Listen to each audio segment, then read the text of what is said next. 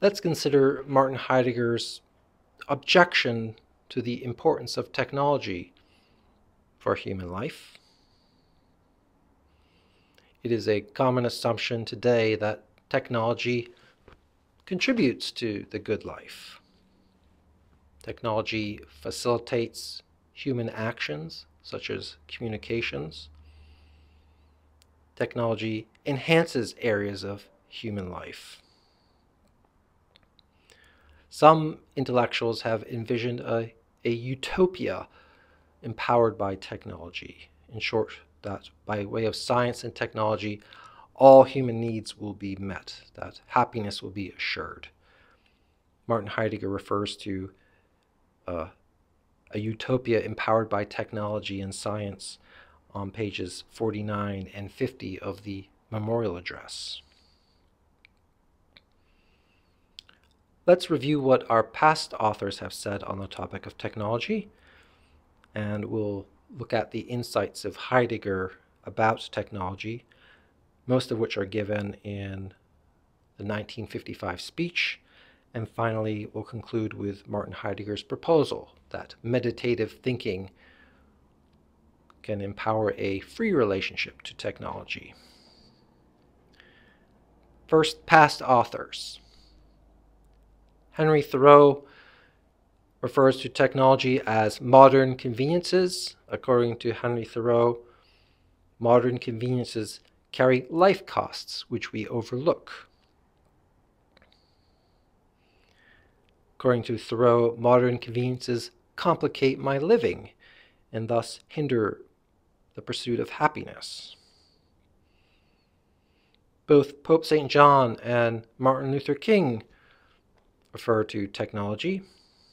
According to Pope St. John, science with technology expands the global common good. For example, communications enable reciprocity across the earth for Pope St. John. Martin Luther King refers to science with technology enhancing human life, for example, prolonging the duration of human life. However, both of these authors give evidence of antagonism between technology and, for example, faith.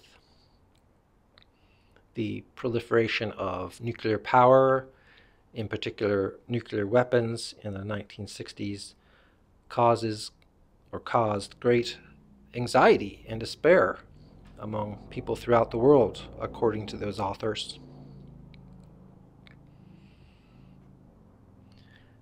Let's give a definition of technology.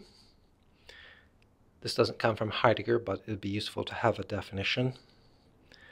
Technology is human ingenuity informed by science and mathematics and distinguished into, on the one hand, consumer technology, such as gadgets and appliances, and on the other, public technology, such as utilities and infrastructure.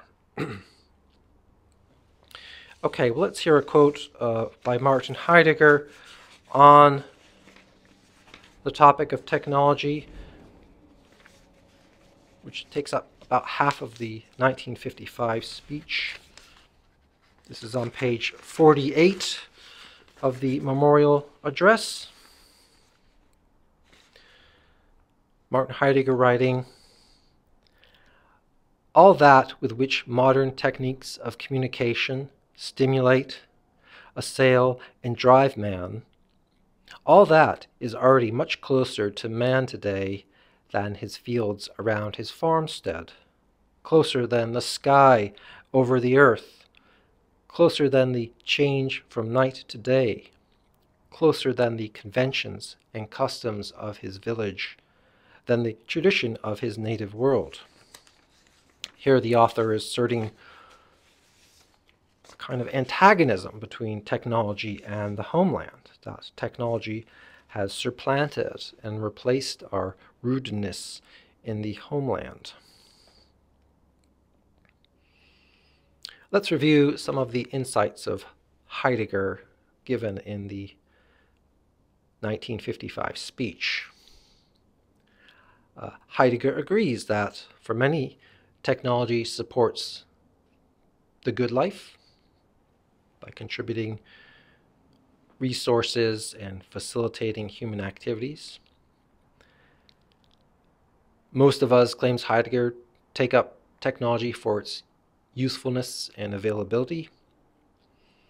However, most of us also come to depend upon technology. We depend upon technology to the extent, he claims, that technology determines and shapes all of our relationships.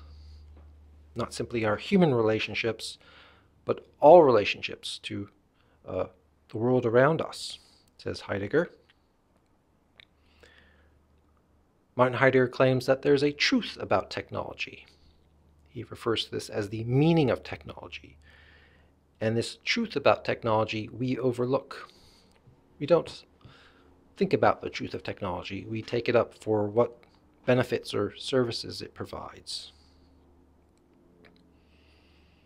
According to Martin Heidegger, two bad intellectual habits accompany the proliferation of technology in the 20th century. On the one hand, thoughtlessness, a bad habit in which I am simply a spectator and enjoyer of technology. And on the other extreme, the bad habit of taking up technology and relentlessly calculating my goals, plotting my purposes, and according to Heidegger, calculative thinking with technology doesn't end. It simply leads to further and further calculative thinking.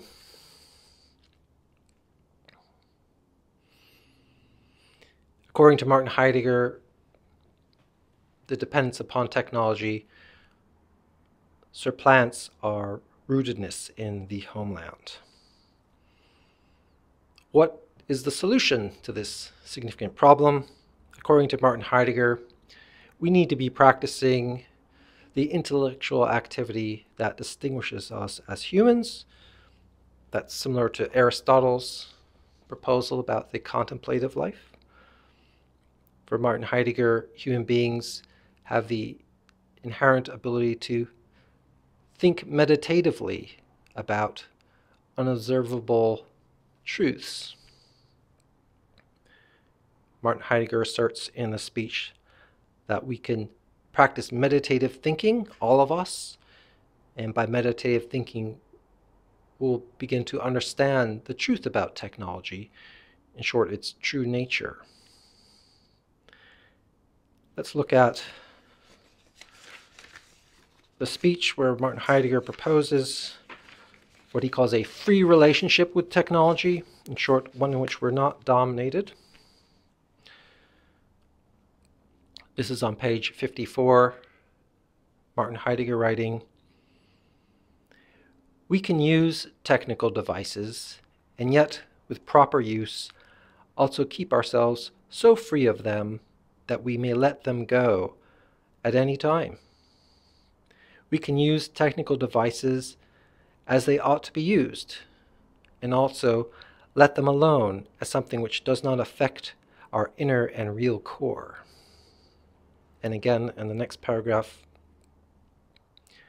"We let technical devices enter our daily life and at the same time leave them outside, that is, let them alone as things which are nothing absolute, but remain dependent upon something higher." Normally, according to our author, we're bringing technology into our inner life, and technology shapes our relationships and decisions.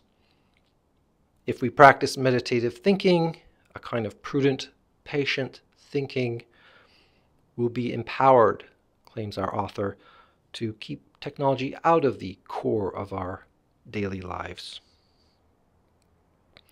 This solution is similar to the solution of Martin Luther King about the apparent antagonism of science and faith. In short, if we have good intellectual habits, then we'll be able to keep technology without at the same time losing our goodness as human beings.